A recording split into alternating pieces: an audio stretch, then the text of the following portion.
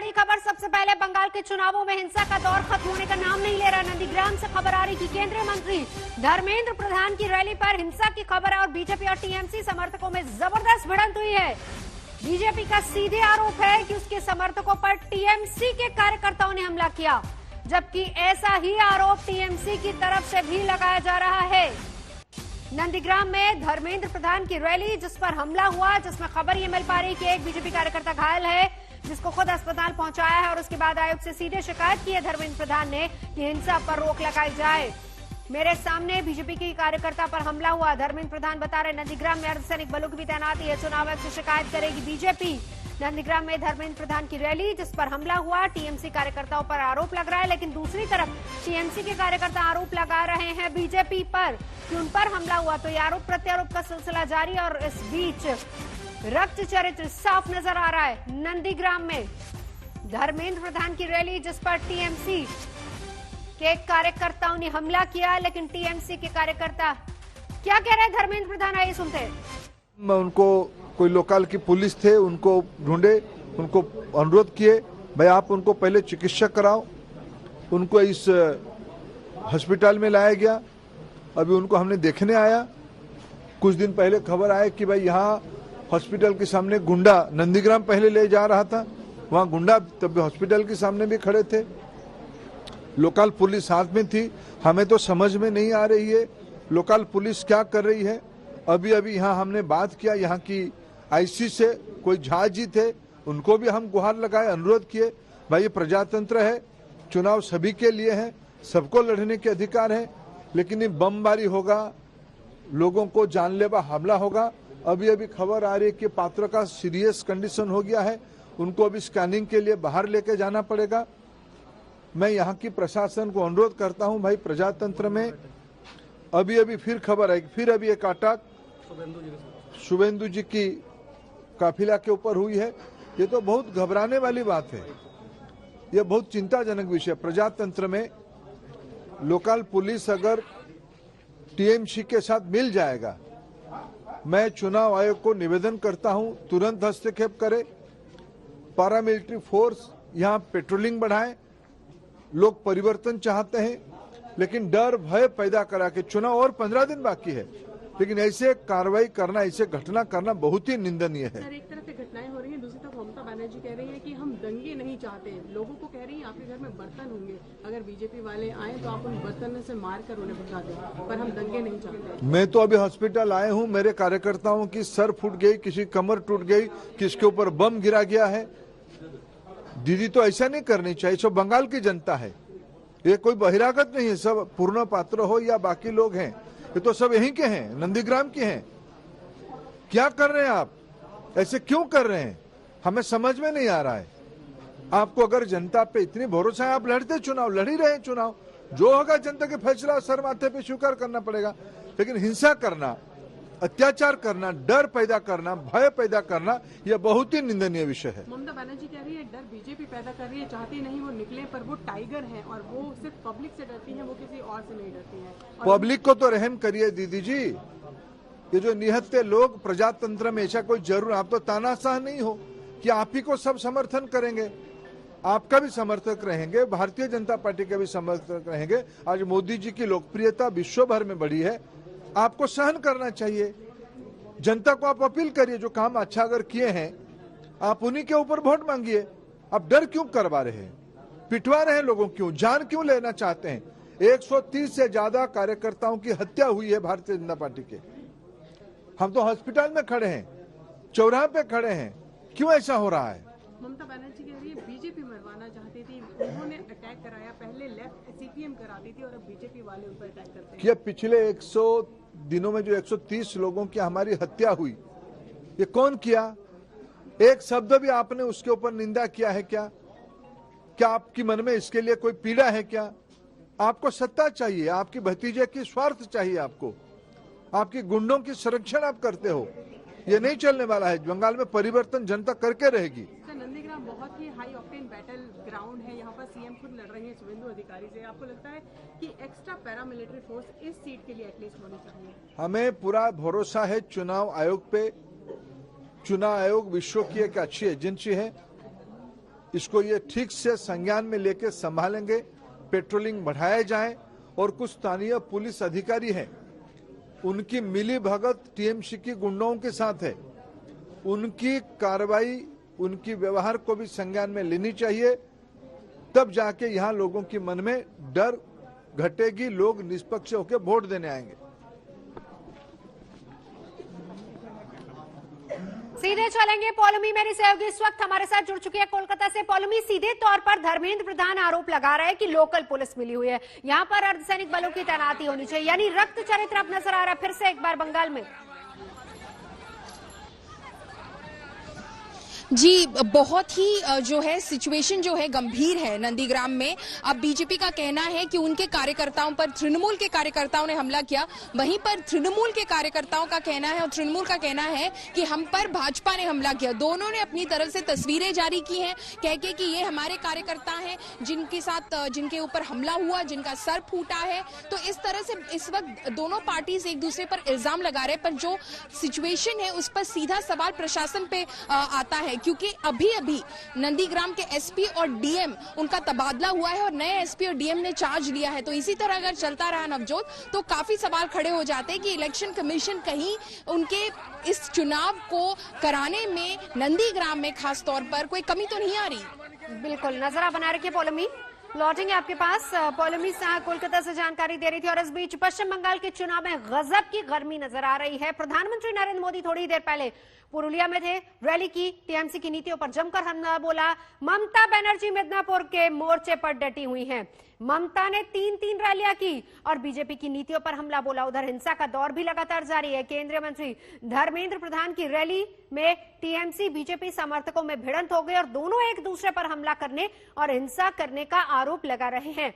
उधर बीजेपी सांसद अर्जुन सिंह के घर के करीब बम फटने से ये साफ हो गया है कि चुनावी रंजिश कितनी तीखी है।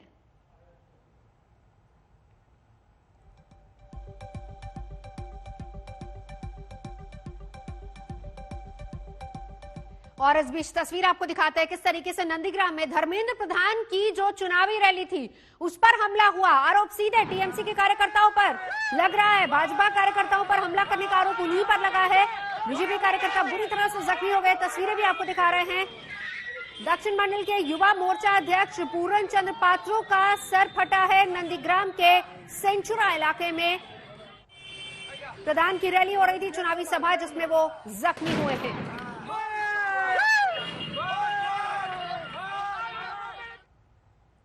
ममता बनर्जी भी आज चुनाव प्रचार में हैं और प्रधानमंत्री नरेंद्र मोदी पर उनकी तरफ से भी तीखे हमले हुए हैं। क्या कहा ममता ने, सुनिए जरा।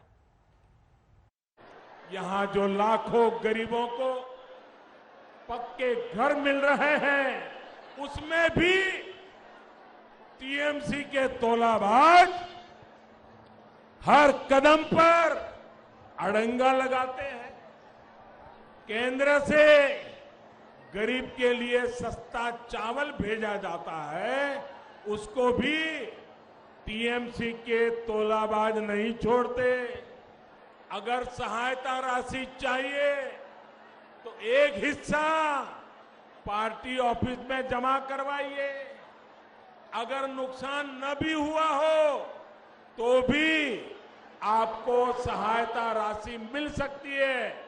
बल्कि एक ही शर्त है, पहले पार्टी ऑफिस में पैसे जमा करके आ जाइए। जरा सोचिए, ऐसी आपदा में भी टीएमसी की कटमनी चलती रही। देश की करोड़ों बेटियों की तरह दीदी भी भारत की एक बेटी है जिनका सम्मान हमारे संस्कारों में रचा बसा। और इसलिए जब दीदी को चोट लगी तो हमें भी चिंता हुई। मेरी भगवान से प्रार्थना है कि उनके पैरों की चोट जल्द से जल्द ठीक हो। भगवान के प्रार्थना कोरी आपनी शीघ्र ही सुस्तो हो उठे। कोलकाता की ब्रिगेड रैली के बाद जो कुछ भी हो रहा है वो आप भी देख रहे हैं। देश भी देख रहा है। 10 साल के तुष्टीकरण के बाद लोगों पर लाठियां डंडे चलवाने के बाद अब ममता दीदी अचानक बदली बदली सी दिख रही है। ये हृदय परिवर्तन नहीं है, ये हारने का डर है। तो पुरुलिया में प्रधानमंत्री नरेंद्र मोदी तो पश्चिमी मिदनापुर में ममता बनर्जी, क्या कहा उन्होंने, सुनिए जरा। दीदी बोले फैला होवे, बीजेपी बोले चाकरी होवे। दीदी बोले खेला होवे, बीजेपी बोले विकास होवे। दीदी बोले खेला होवे, बीजेपी बोले शिक्षा होवे। दीदी बोले खेला होवे, बीजेपी बोले महिलादेर उत्थान होवे।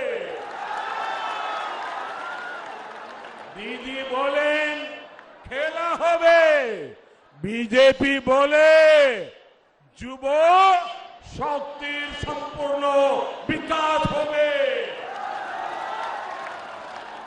দিদি বলেন খেলা হবে, বিজেপি বলে সবার পাকা বাড়ি হবে।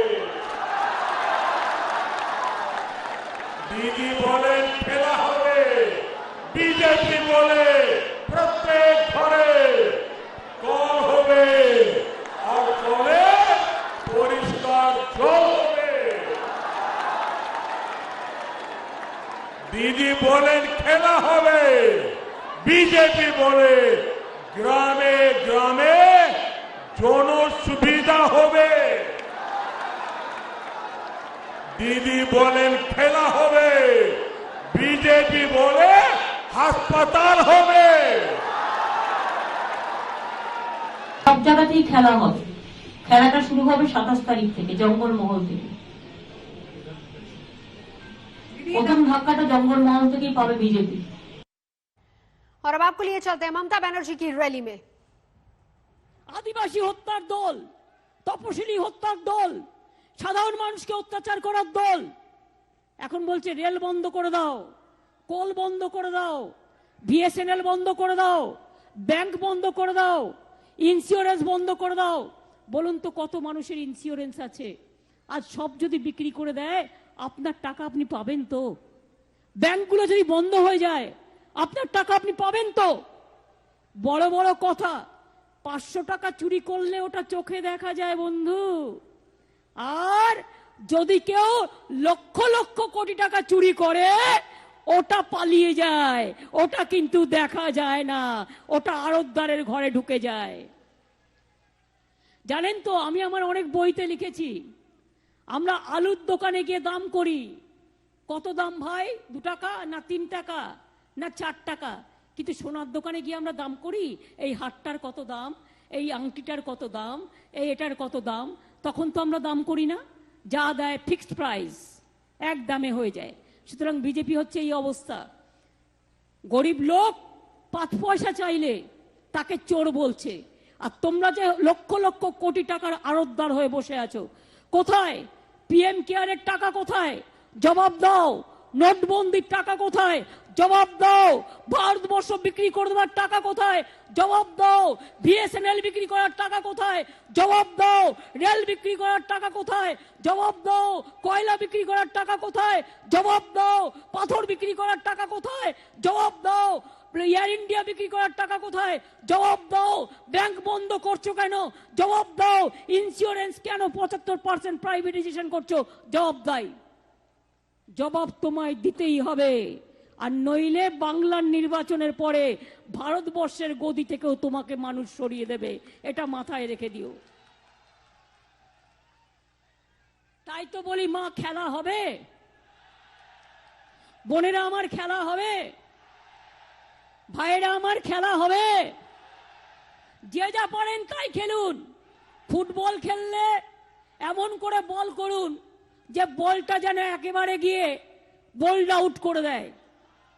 হাডুডু फुटबॉल खेलने से ऐसे बॉल खेलिए कि पूरा गोल कर दे। ক্রিকেট খেললে এমন করুন বলটাকে বার পোস্টের বাইরে পাঠিয়ে দিন। ऐसा क्रिकेट खेलिए बार पोस्ट के बाहर भेज যদি दीजिए। ছৌ নৃত্য করতে হয় এমন করে লম্ফ দেবেন যে আপনাদের লম্ফ ঝম্প দেখে রাবণরা সব পালিয়ে যাবে। और अगर छऊ नाच करना है तो ऐसा नाचिए कि रावण।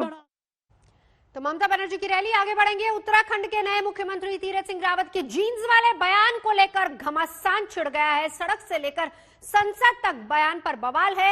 शिवसेना सांसद प्रियंका चतुर्वेदी ने राज्यसभा में इसी बयान को लेकर आवाज बुलंद की, तो दिल्ली महिला आयोग के अध्यक्ष ने भी चिट्ठी थमा दी है।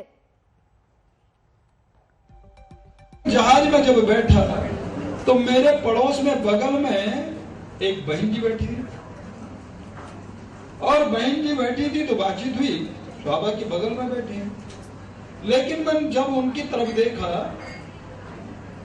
तो नीचे गमबूट थे, जब और ऊपर देखा तो घुटने फटे थे, हाथ देखे तो कई कड़े थे। लेकिन जब ये घुटने देखे बच्चे दो साथ में उनके थे। मैं कहा बहन जी कहाँ जाना है? दिल्ली जाना है।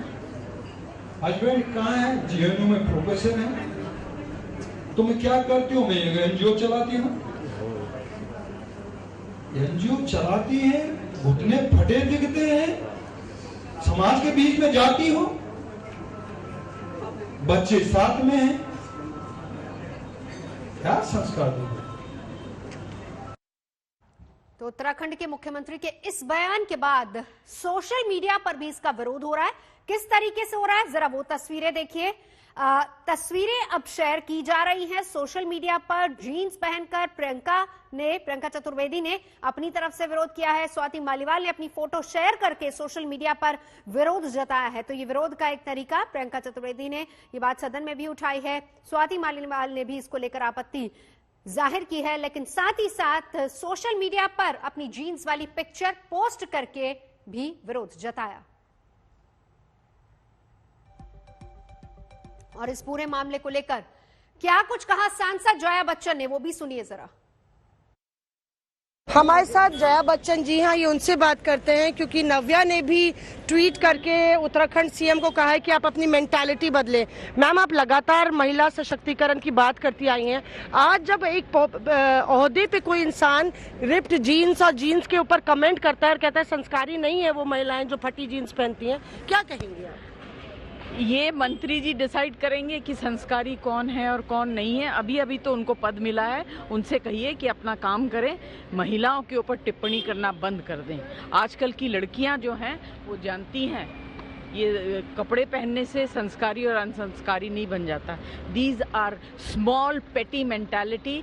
This is the reason why women are getting raped, women are getting killed, क्योंकि ऐसे छोटे सोच के लोग हमारे बड़े बड़े पद में बैठे हैं। और ये जिस तरह से बात करते हैं, इस तरह से कमेंट करते हैं, यही चीज बाहर जाती है। और जो बच्चे इस क्राइम को कमिट करते हैं लाइक रेप और टीजिंग गर्ल्स और से, they get encouraged by people like this. मुझे ऐसा लगता है कि जो भी ऊंचे पद में जितने भी लोग हैं, ये शुक्ला जी जैसे ऊंचे पद के जो बड़े बड़े लोग हैं, किसी भी पार्टी के हों, वो जब पब्लिक स्टेटमेंट दें ध्यान से सोच के समझ के दिया करें। इस तरह का स्टेटमेंट देना एक प्रदेश के मुख्यमंत्री को शोभा नहीं देता।